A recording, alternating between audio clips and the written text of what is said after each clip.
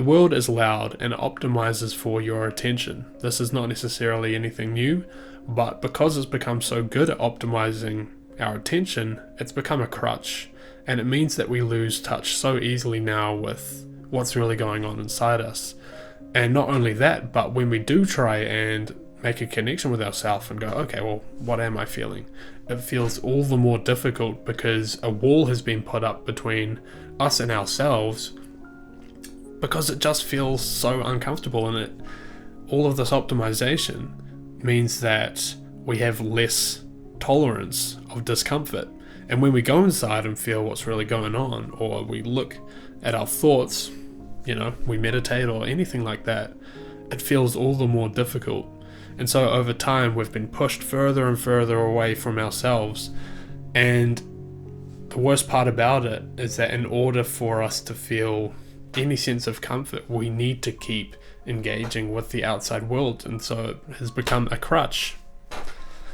That's where we're at. That's where so many people are at, and I've had to work so insanely hard to even feel like I have broken out of that, and I haven't entirely, but I've certainly come some way, and I want to try and share some helpful things which may help you wherever you're at right now to just feel like you have more of a connection with yourself again. Because that's what we need. We need more time with ourselves, just living outside of all of this stuff coming in. Because there's too much of it coming in. And what it does is it stirs the pot, right? It keeps us in reaction mode. But we never really... Well, we do try and make time to really live, but it just doesn't feel like enough. It doesn't feel like we really set enough time to just feel like we're living again. Because this stuff in the outside world, advertising, social media in general, TV shows, movies, it all feels like it just has such a magnetism about it. And because of that, it just pulls us away and away and away and away and away. And if it's doing so in a way which makes us feel like we can't get in contact with ourselves anymore and just live our lives without it, right? It's that whole idea of going cold turkey and just seeing if you can go for 3 days without this stuff, or at least really, really reducing it. You see how dependent you are on this stuff. That is just such an issue. And it makes you realize that this stuff, although it is a complement to your life, you are getting something out of it. Is it a net positive or is it a net negative? And when I'm straight up with myself, I see a lot of net negative. It's why I had to make a lot of changes, and I had to start being very selective with my attention. So, for example, I stopped watching news. I only use social media to read other people's messages and watch, various shorts that they send me.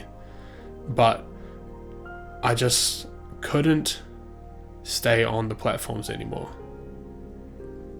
because they were having too much of an impact on me. And I just didn't feel like I was living my own life anymore. I was being too influenced too much.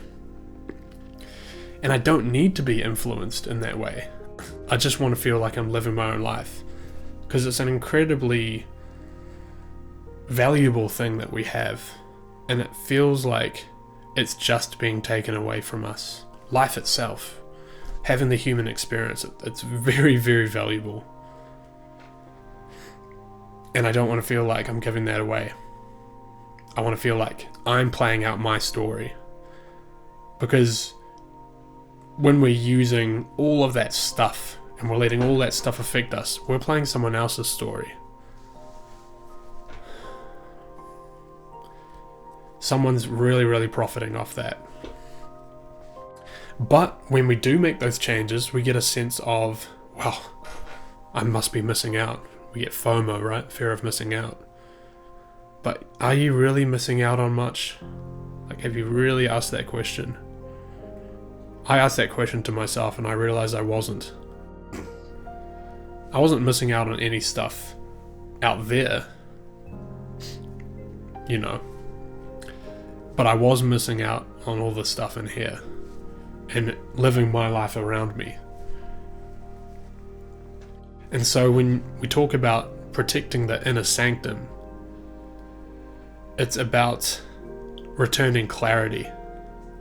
Because clarity is inherent in us, it's already there, but it gets shaken up by all the stuff that's coming in. It's information overload. We can't keep up with the world. It's too loud, and it's designed in a way which is not meant to be helpful to us. For the most part, right? I can't say that about everything. But when we're talking about our attention and our mental health, emotional health, spiritual health, a lot of the way the world is designed is hugely detrimental. And we know that. But we continue to use this stuff because we haven't become selective enough about our attention, what we're deciding to give our attention to. And it takes courage to decide, okay, I'm actually not going to be taken into this anymore because I want to feel like I have more of a connection to myself in my life. But if your life is painful and you've got difficult stuff to confront, it's an easy escape. But it's like you're delaying the inevitable. You're going to have to confront it at some point. And so you may as well try and start breaking into that process, even if it's little by little.